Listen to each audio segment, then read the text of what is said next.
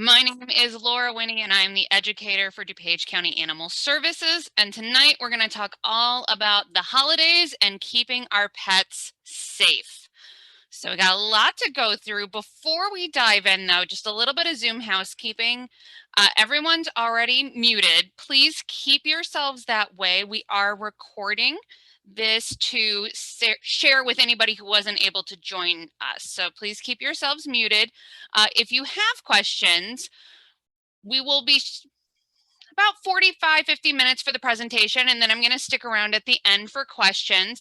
But if they just occur to you, randomly throughout, please feel free to throw them into the chat box at any point. I'm just not going to check the chat box until the end of the program. And just for anyone who isn't familiar with how the chat box works, I'm going to share the link to our program survey in the chat box right now. So you should see that pop up. And we always love to get feedback, get ideas for what's going to happen, for future programs. So please, hopefully I'll remember to remind you at the end, but love to get your feedback. So filling out this survey is a great way to help us out. All right, so housekeeping done. We are going to cover a lot of stuff tonight. So the big ones, right? We're going to talk about food safety because I don't know about in your family, but in my family, holidays are all about the food. Then we're going to talk about decor and what are some hazards out there for pets and what are some ways that we can maybe work around our problematic pet behaviors. And then lastly, this is something that you hear about not just from the animal care world, but from everyone. Stress levels are exceptionally high around the holidays because, we all have this idea in our head about perfect Hallmark movie holidays, and it really very rarely lives up to those expectations, which then causes the stress levels to rise. So we're going to talk about ways not only with your stress levels, but also with your pet's stress levels. So do a nice deep dive into that towards the end. But before we get started, one of the things that I like to talk about is we want to be prepared for worst case scenarios. Okay, so if you are traveling this holiday season, or if you are going out of town and leaving a pet sitter, or if you have family coming in and spending time at your house and they're bringing pets, it's always a good idea to have a couple of numbers posted in a very central location where anybody can access them. So your local vet, if you guys are staying here and people are coming in, and what the emergency and after hours vet is, if it's different, because for a lot of us, we go to our regular vet during the day, and then if any emergency happens, we go maybe completely in the opposite direction or to a different town. And then also the ASPCA poison hotline. So I have the number posted here, 1-888-426-4435. So if your furry friend gets into something that they shouldn't and you have no idea what to do about it, you can call the poison hotline to get some advice. They do charge a fee for their services, but what's nice is they can then coordinate with your vet for follow-up care. So they can transfer records and information from your conversations with them to your regular vet. We also want to make sure that we're paying attention to the safety of our pets for just in general, but this is a good time of year just to double check everything. Are the collar and the tags up to date? Is the collar, nice and steady? If it's worn in places, this is a great time of year to switch it out to make sure that it's not going to break or tear or slip off. Make sure, because sometimes they do loosen over time, so you might have to refit it. Make sure it's nice and snug. Remember, you want to get those 2 fingers underneath the collar. That's how we know it's a good fit. And the microchip. Does your pet have a microchip? If not, tiny plug. We do $20 microchipping, which includes the registration at DCAS. You don't need an appointment. Just give us a call when you're on your way and we can get that set up for you. For those who aren't aware, microchips are little itty bitty RAF little chip things that go underneath the skin. They're about the size of a grain of rice. So they're inserted using a needle. Kind of hurts like a shot, but that's it. and it contains a unique number that can be scanned by a microchip scanner like you see here in the picture that then connects to your contact information. But if your contact information has changed or your pet has changed owners, you need to make sure that the microchip information is up to date. Because one of the worst things is when we get an animal into the shelter and we see that the pet is microchipped, but we still can't contact the owner because the information's out of date or it was never registered in the first place. So definitely want to check that out. Vets can scan, police can scan, and we can scan if you're curious on what that chip number is and if it's up to date with your information. We are happy to do that as well. Also recommend bringing along some high value treats. So stuff that your pet may not get on a regular basis, but is their absolute favorite. For anyone who's watched a webinar with me, I have beagles. So that one's pretty easy. Pretty much everything is high value, but there are some that I leave in reserve. So they might be a little bit more on the expensive side or the stinky side. So stuff that I don't want to give out on a regular basis because it's really gross smelling. That's high value stuff, okay? And you can do easy tests with your animals to see which treats they prefer, and the ones that they go for every single time, yeah, those are the high value ones that you can use, because in more stressful situations with lots of distractions, it's gonna take a little bit more than their regular kibble to get their attention. So you're gonna want something that they're like, ooh, specialty, awesome.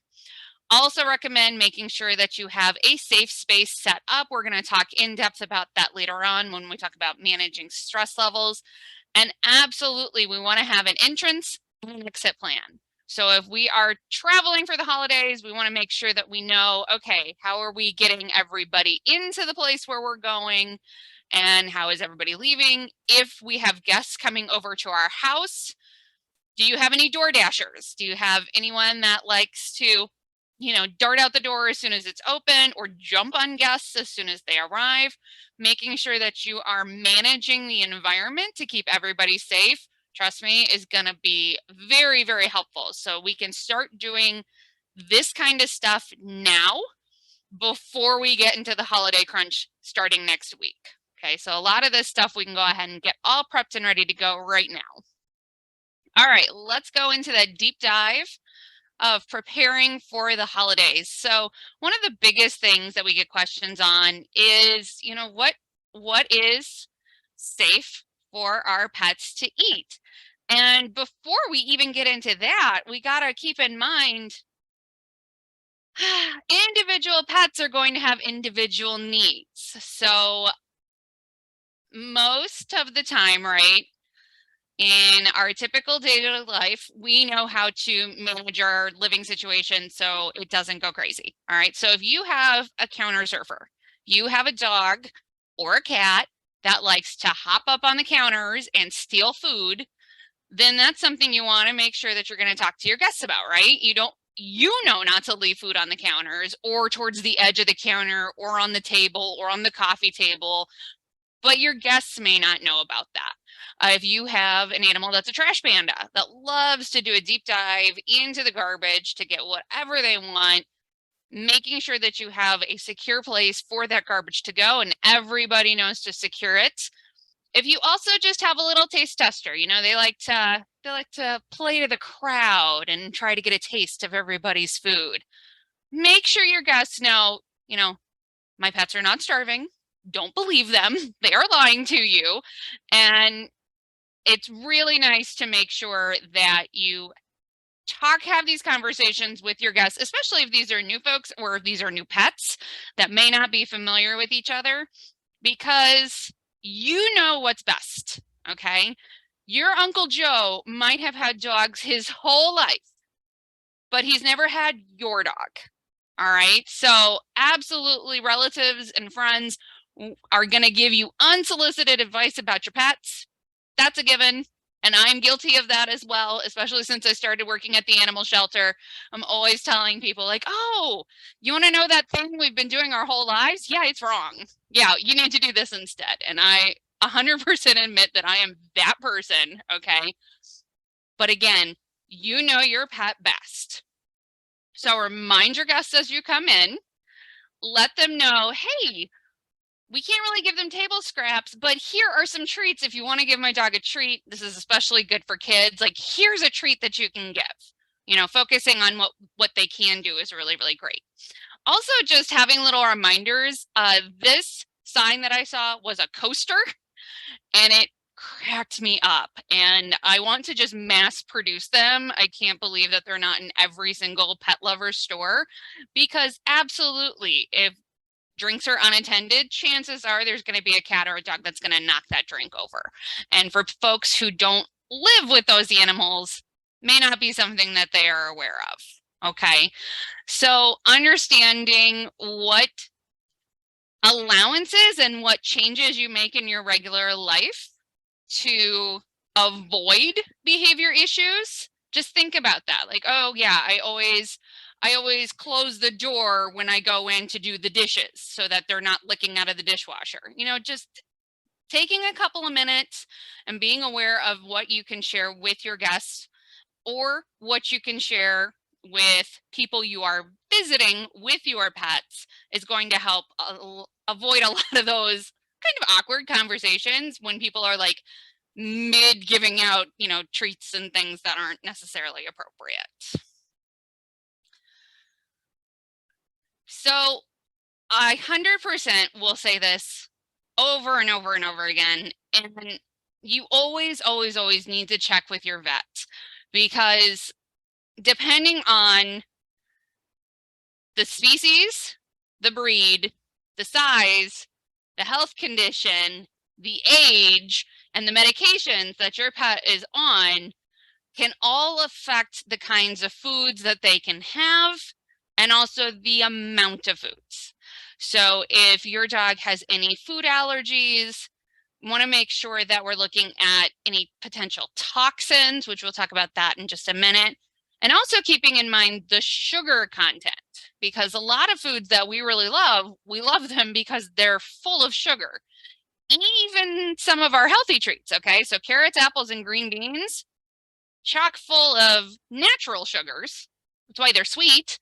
And that's fabulous for us because they have lots of other vitamins, but that sugar content can be very, very dangerous for our pets.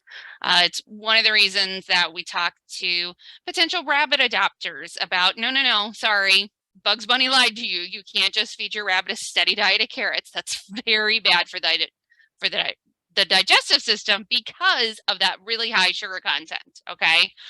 Now, pumpkin, turkey, and sweet potato are some other ones that can be really, really good, but they have to be like in their purest form, all right? So I'm not talking pumpkin pie. I'm not talking pumpkin pie filling that you get out of the can. I'm talking pure pumpkin. This is something that a lot of vets will recommend that you supplement your pet's diet with anyway, especially if they have some digestive issues. It can help firm up their stools, make it a little easier for them to pass. But again, in moderation, right? So a little itty bitty teaspoon can go a long way there. Turkey, again, it's a nice lean meat, not a lot of fat, but we don't want to include the skin, especially if that skin has seasoning, and we want to be very, very careful of stuffing. So I'm talking purest form. Same with the sweet potatoes. I'm not talking about sweet potato casserole with the marshmallows on top, okay? I'm talking strictly those mashed sweet potatoes can be an awesome treat, but also in portion control, okay? A dog that weighs 20 pounds should not be eating the same amount of portions as an adult human that weighs 180 pounds. Okay, that's just way too much. So what are some foods to avoid pretty much all the time? Well, again, those spices and seasoning, chocolate, that dark chocolate, the baker's chocolate, with the cocoa, that's going to be very, very toxic. And a lot of times these toxins can build up over time. So even if you think, oh, just a little chocolate's not going to hurt them, but it can stay in their system. Okay, so we really want to avoid that altogether. Some artificial sweeteners, xylitol, which is also known as birch sugar, can be found in cakes, cookie mixes, yogurts, and even in some peanut butters. So you really want to be on the lookout for those sweeteners because they can be very, very toxic to our animals. Bones, cooked bones are going to be very, very brittle. And so the danger is that they can break apart in the digestive system and cause perforation. So we want to be very careful about giving bones, especially like those thin bones, those turkey chicken bones. Be very, very careful. Raw dough. This is one that's a little confusing for people, but what do you do with raw dough? You put it away, and if you watch Great British Bake Off, you prove it, right? And it rises. Well, it will do that in a nice warm environment like the stomach. So a little bit of raw dough can quickly expand and cause significant digestive blockage inside our furry friends. We want to avoid that. Onions, onion powder, grapes, raisins. You can find a lot of raisins and nuts inside holiday cakes and cookies. These are all toxic for dogs. And fatty foods like turkey, you know, like I said, minimum amount, all right, but ham, pork is a very high fat food. So we want to do, you know, little itty bitty amounts there. Dairy can be pretty risky because it can cause gastric distress, it can cause gas, it can cause diarrhea, vomiting.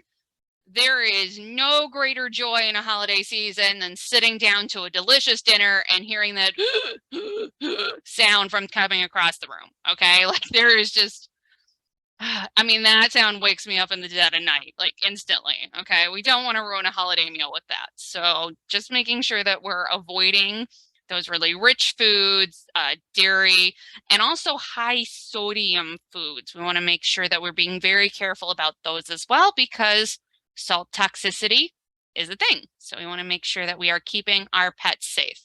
So, best rule of thumb, keep people food for people, okay? If you're in doubt, don't share. Your animals will be fine. Something I tell my family members all the time, like they are perfectly fine with the food that they are provided. And again, having those approved high value treats that your animals absolutely love can appease that, you know, food pusher nature of any relatives or friends that you have. So, oh no, I'm sorry, we can't give them a turkey leg, but we can give them this tiny little piece of hot dog. That's okay. That's something that they really love. That's their special holiday treat. Okay, so just again, talk with your vets, come up with a plan. If you have animals that are going to be, you know, trying to really go like, oh, really play up the puppy dog eyes, or kittens are going to be meowing at the while people are at the table, think about having a separate place for them to go while you're eating. And we're going to talk about ways that you can keep them entertained so that they're not going to be like crying or really, really sad while they're gone. So again, having those plans in place can really make your whole holiday a lot less stressful.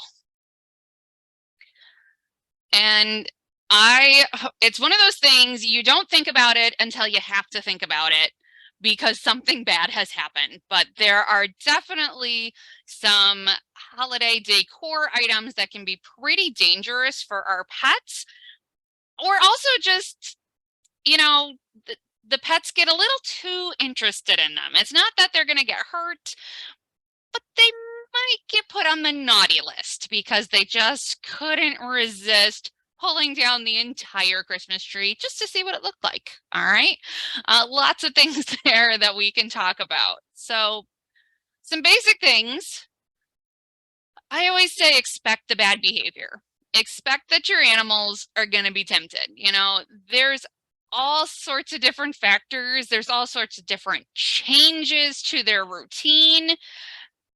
And they may act out a little bit. I mean, think about it. If you're really busy preparing for the holidays, maybe you don't have time for those nice long sniffy walks or really in-depth cuddle sessions that you normally do. And your pets might notice that and then go seek their own fun. And sometimes that's at the danger of our decorations. So, rule of thumb, good to keep stuff separate if you can. Baby gates, great way to do that. Or even just having like a specific, this is our decorated space, and over here is the dog space. Okay, just thinking about that. And also just trying to keep an eye on your pet. You know, checking in regularly. Are they really focused on something? As you're decorating the tree, are they laser focused on what's going on? That might be an indicator that the second you're out of the room, they're going to be trying to climb it or tear it down or go after the reindeer at the top of the tree. All right.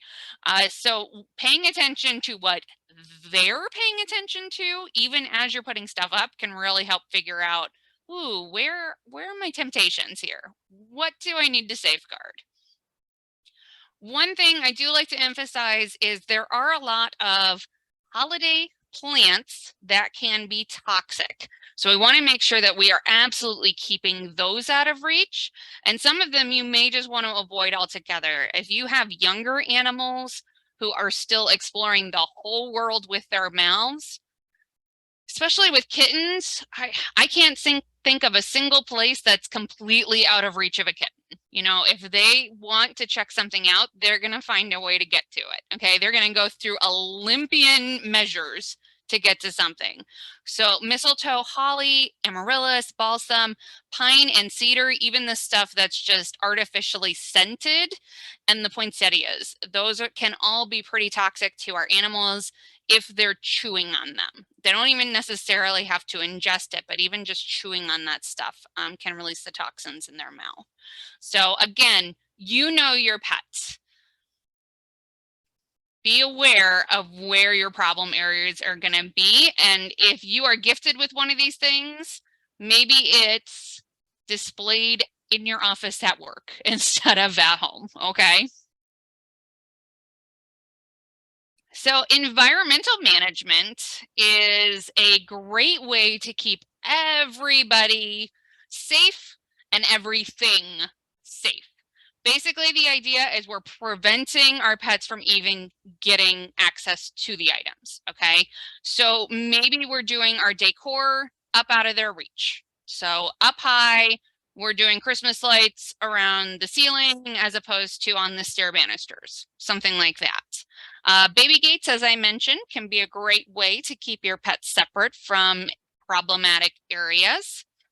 You want to keep edges clear, so countertops, tables, coffee tables, anything that might be within reach if they stretch just a little bit. Good idea to keep those edges cleared up.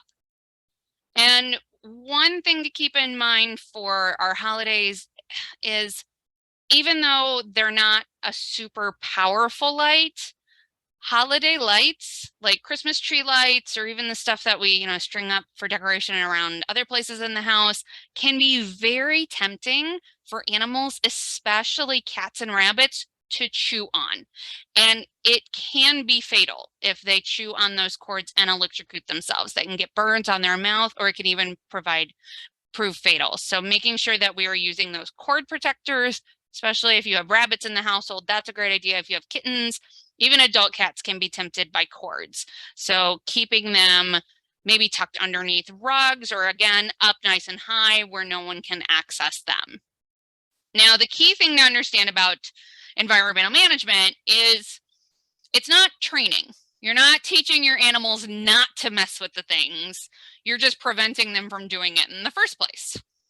Okay, so you're going to need to supervise, because our best laid plans can be laid to waste by a very creative animal.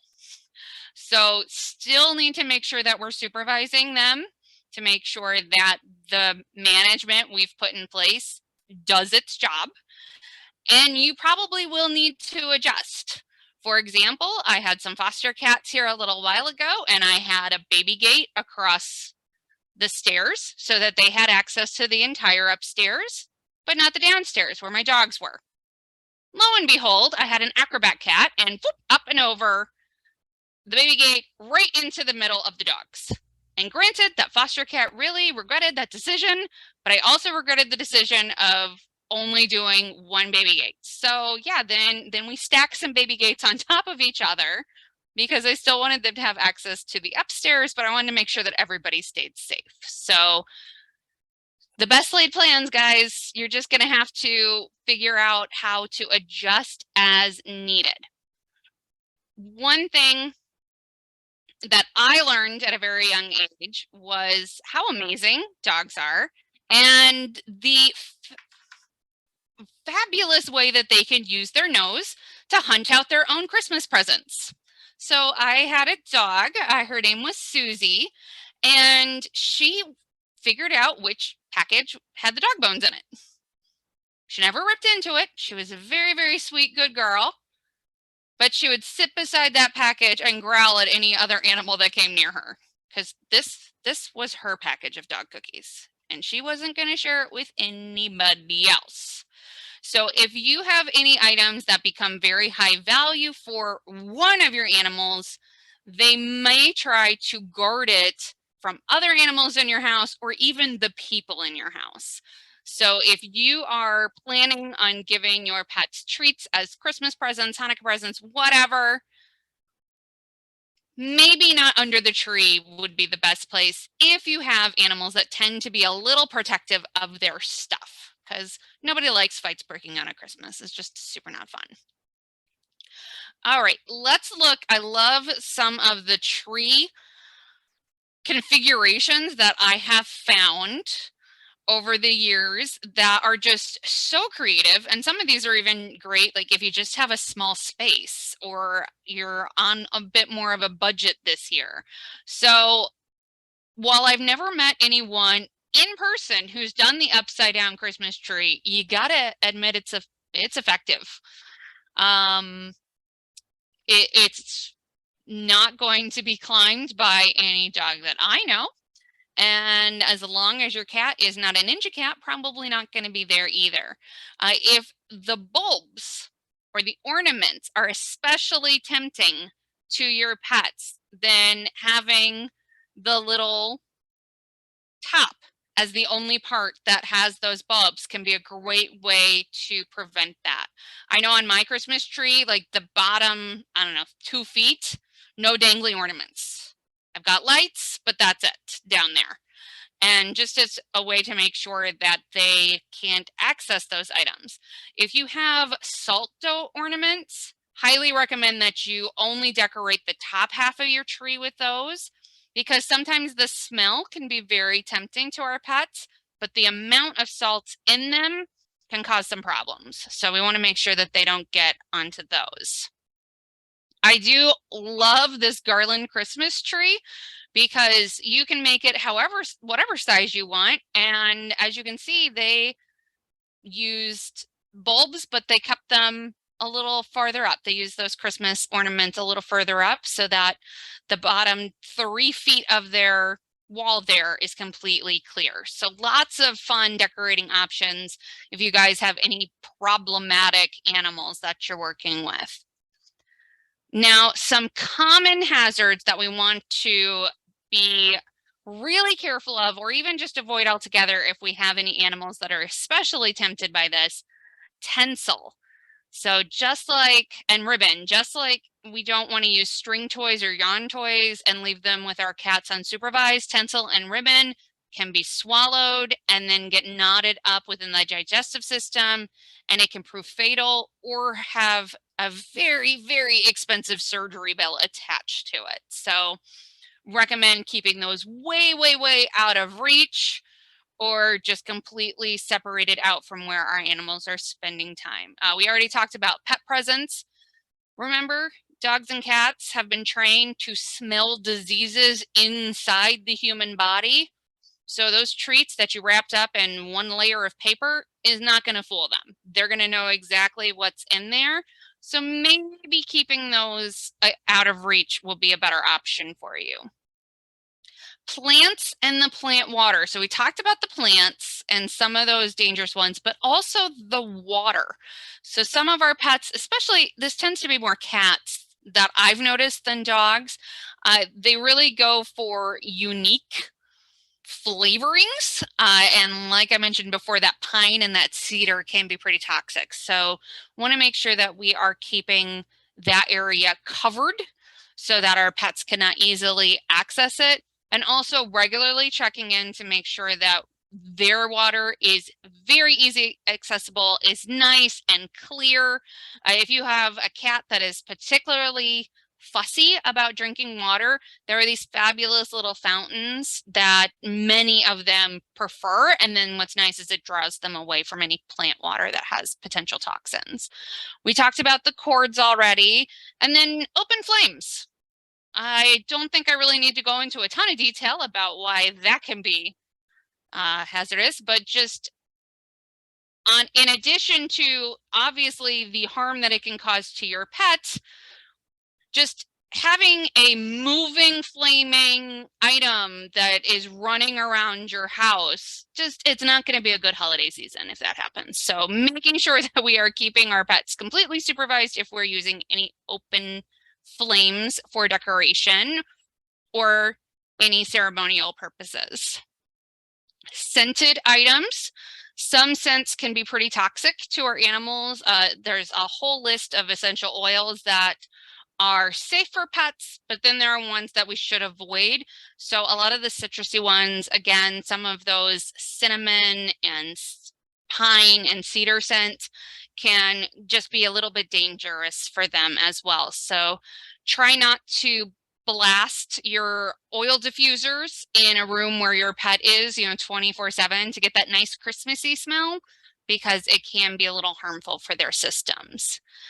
And also, as much as we love our pets, we also love stuff, right? We also love things that have been passed down through our families for generations. And I don't know what it is, but pets seem to have like really good mojo for figuring out what was handed down from great grandma Olaf, okay? And they're going to go for it. So anything fragile or breakable, anything especially precious to your family, keep it safe, all right? Remember that a lot of our animals, they have the intelligence of human toddlers. We wouldn't put, a really precious hand-blown ornament at the bottom of the tree where a 2-year-old could reach it. We want to make sure that we don't make that mistake around our pets as well.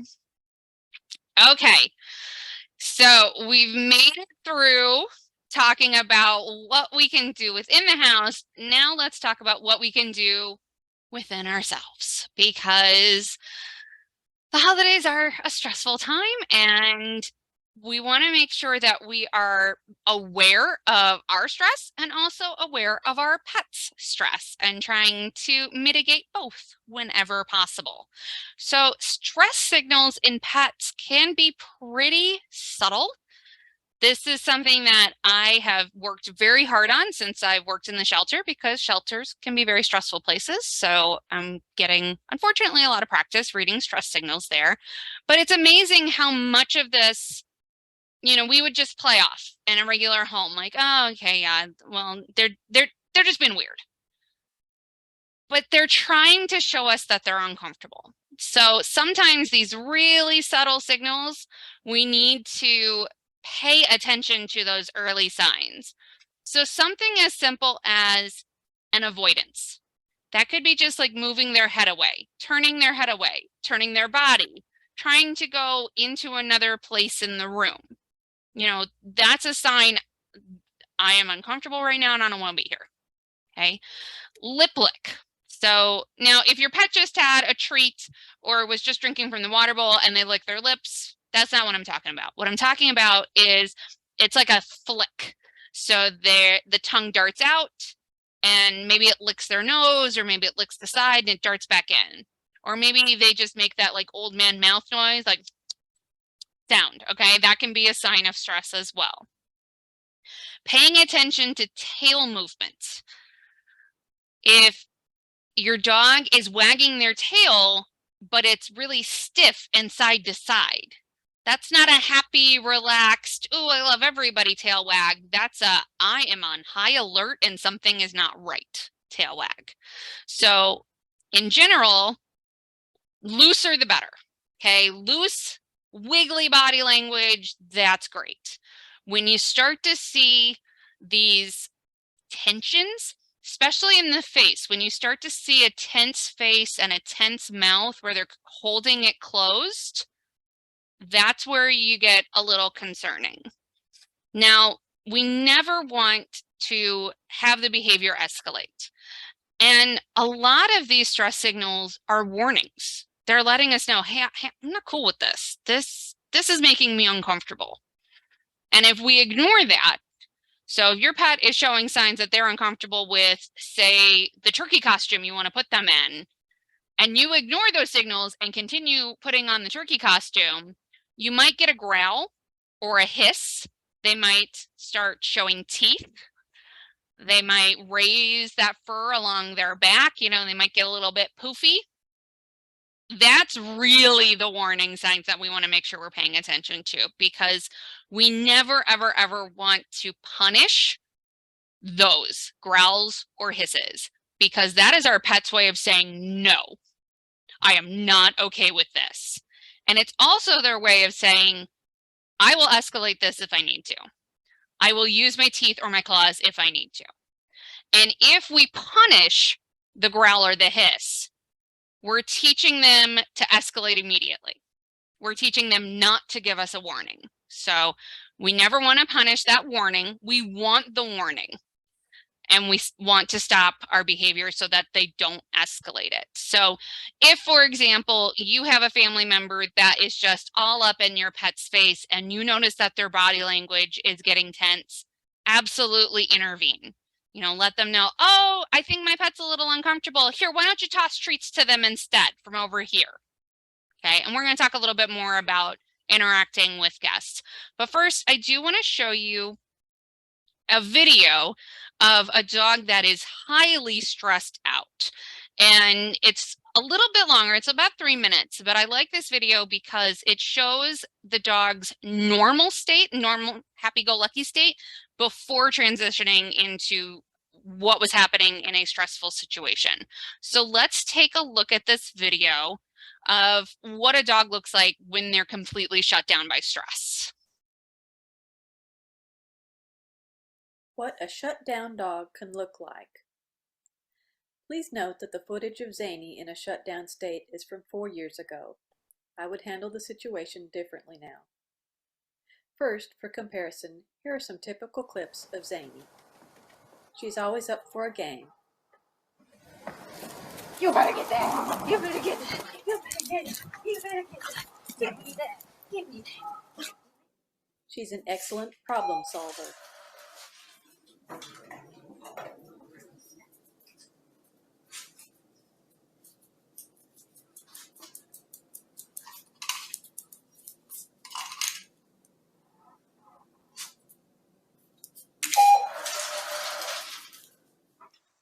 She's sensitive, but recovers from being startled.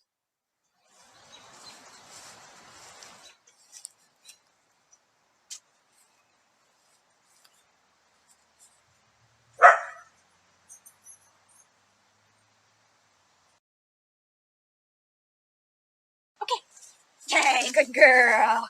That's a girl. She stands up to the bigger dogs. She can wait calmly.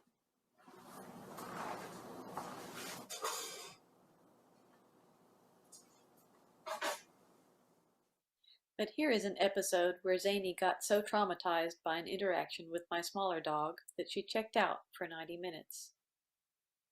One day, Zany got in little Cricket's face. Cricket snapped at her. Here's Zany's behavior immediately after the snap. Cricket is sitting next to me, to Zany's left, blinking repeatedly, turning away.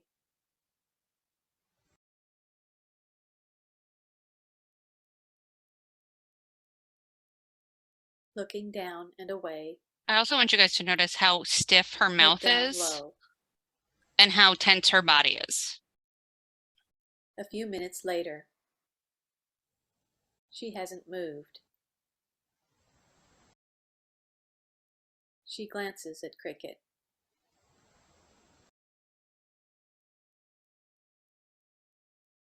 Here's the glance. Those ears back while she looks at the dog and the white showing She on then her got off the eyes. bed and sat on the floor High in a similar indications of position, stress there. hunched over, looking away. Here's her response when I tried to get her to move. That was not a great idea.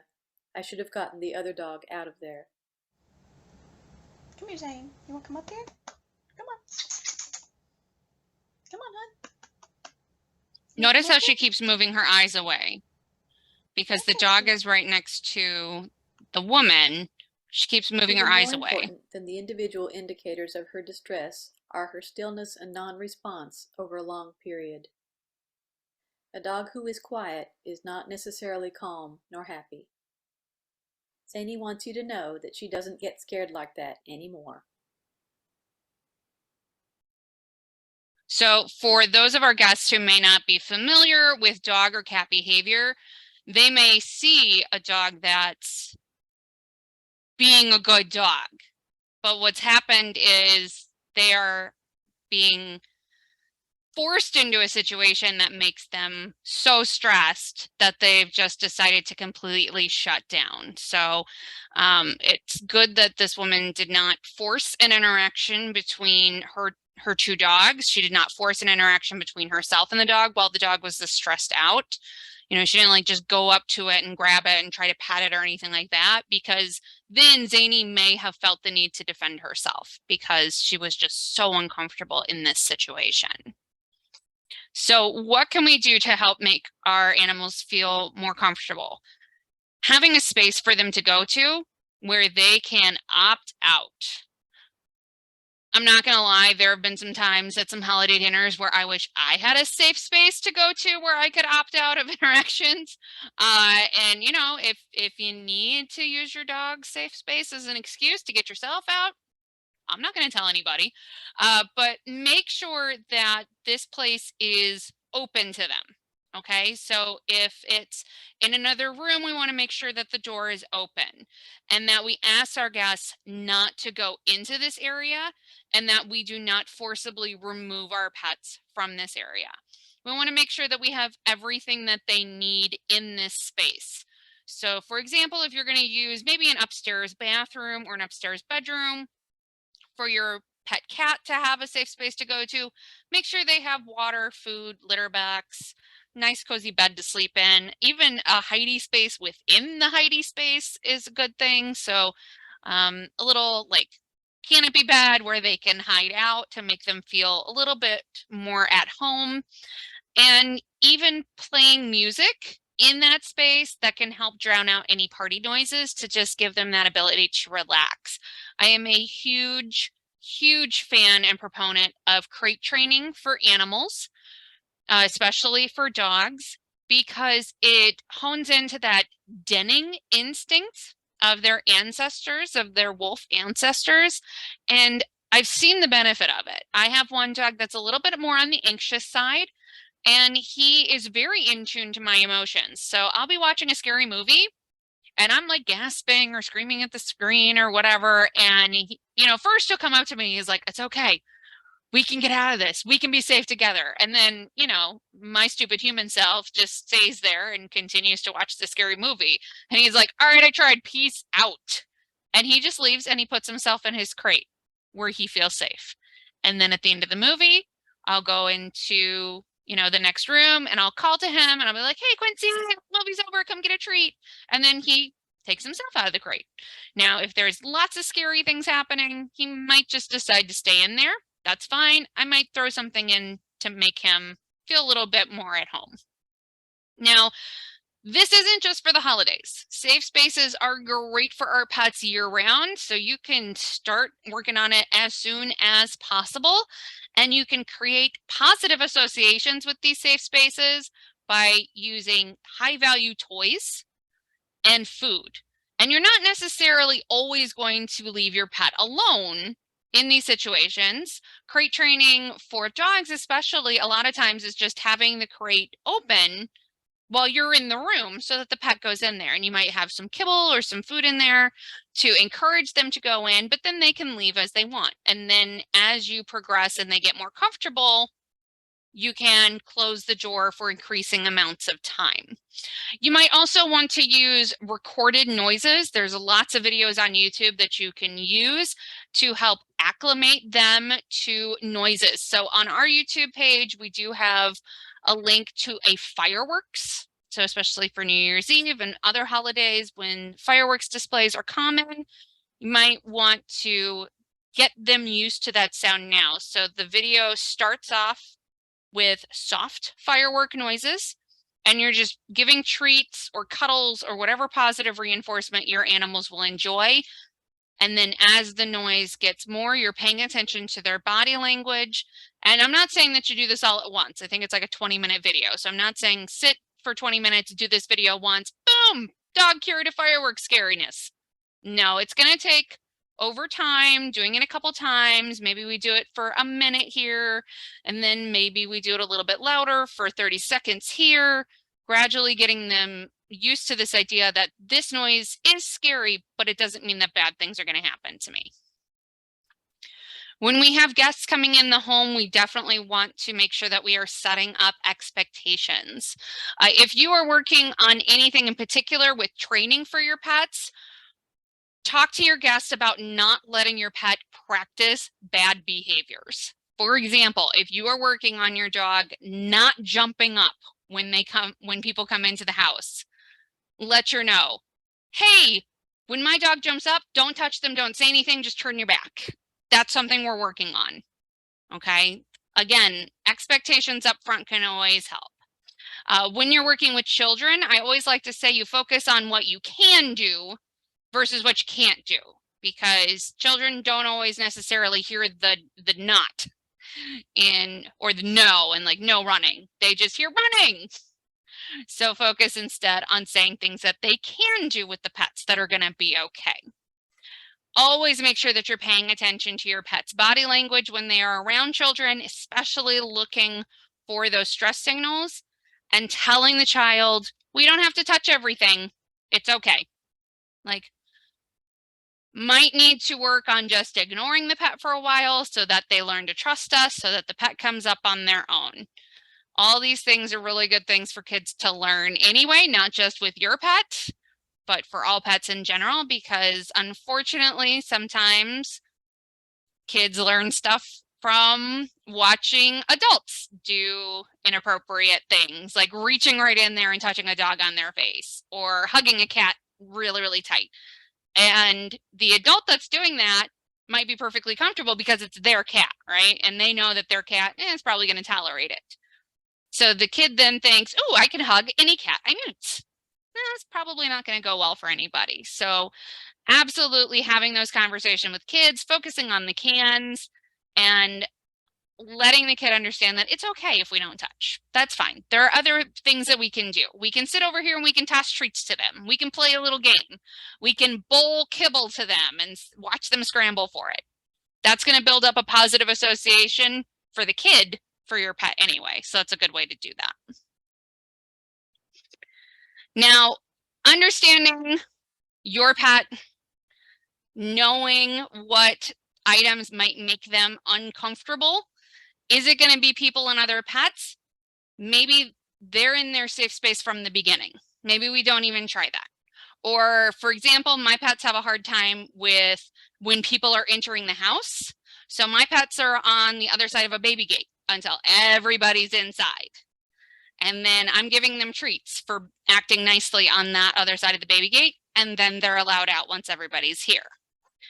If costumes or doing different things on demand is going to be hard for your pets, maybe just skip it. Maybe that's something that you just do for yourself, because remember, anytime you're adding people, you're up in the stress level a little bit, and it makes paying attention and following those directions much harder for your pets to do. It's also important to know yourself and know what your triggers are, because our pets are so in tune to our emotions. they're so much better at reading body language than we are because that's their primary way of communicating.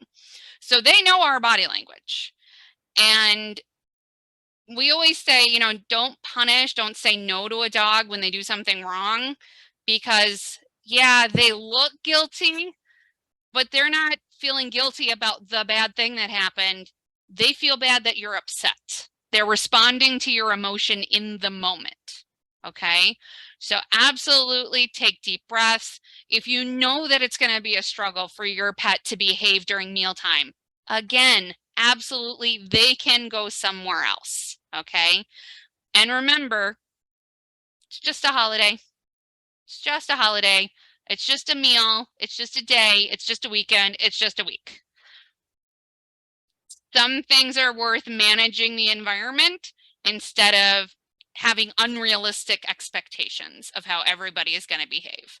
I always love those memes that you see on social media, you know, the expectations versus the reality, because 100% that is how we function.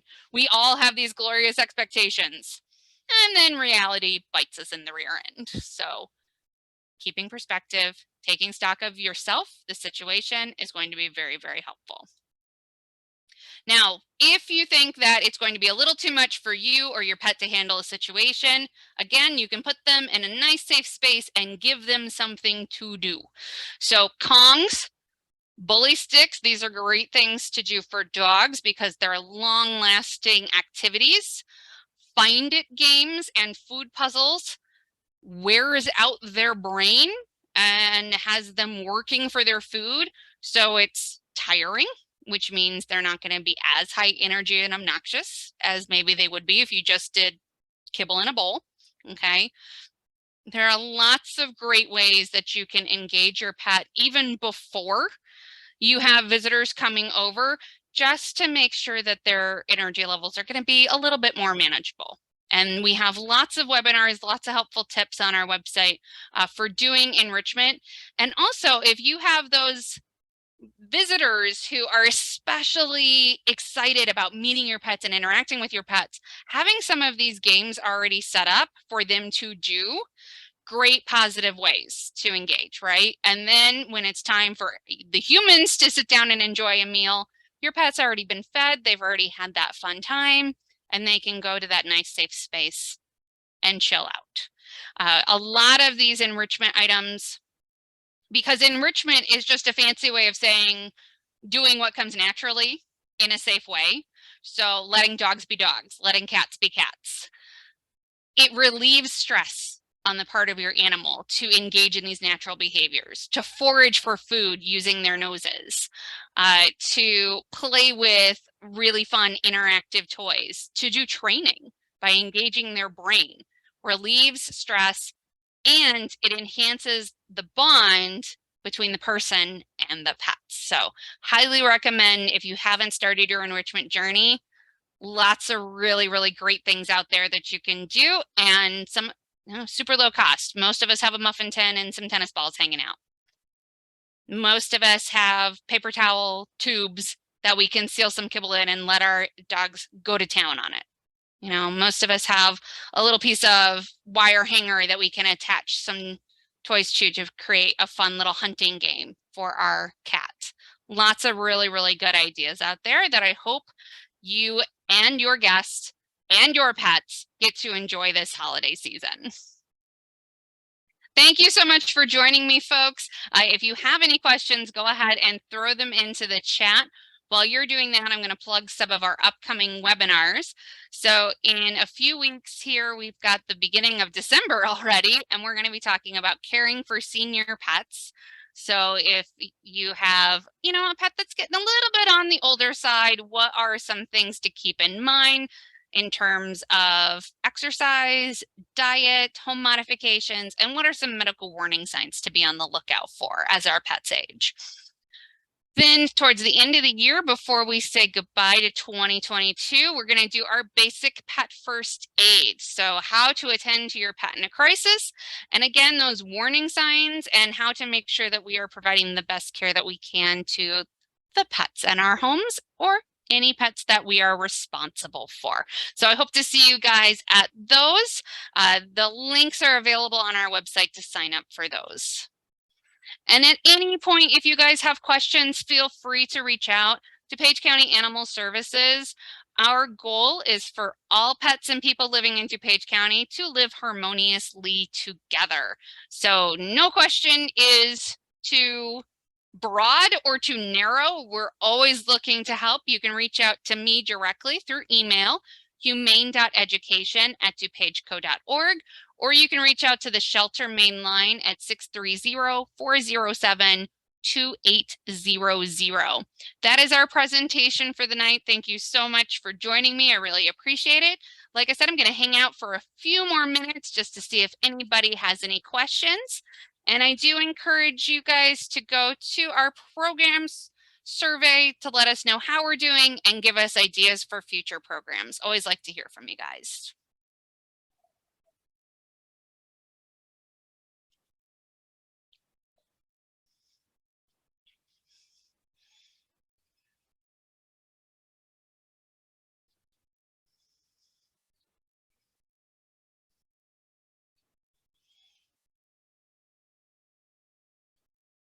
All right, wonderful. I don't see any questions coming through the chat. If something occurs to you later, feel free to send out an email or give us a call in the office. Thank you so much for joining me tonight, everybody. Have a great rest of your night and happy holidays.